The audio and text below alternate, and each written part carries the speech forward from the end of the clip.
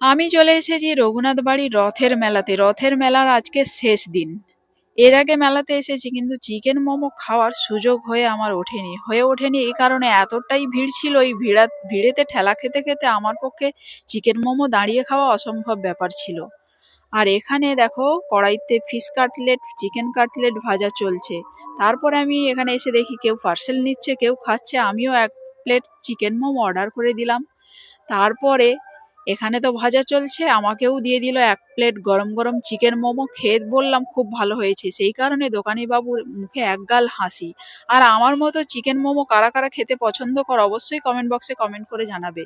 আর এখানে খাওয়ার পর চলে আসলাম মিষ্টির দোকানে।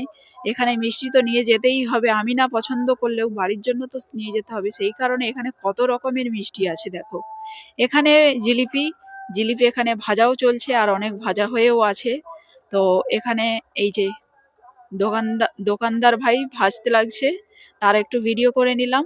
তো ভিডিওটা এই পর্যন্ত। তোমাদের কেমন লাগছে অবশ্যই কমেন্ট বক্সে কমেন্ট করে জানাবে। লাইক শেয়ার কমেন্ট করতে কিন্তু অবশ্যই ভুলবে না।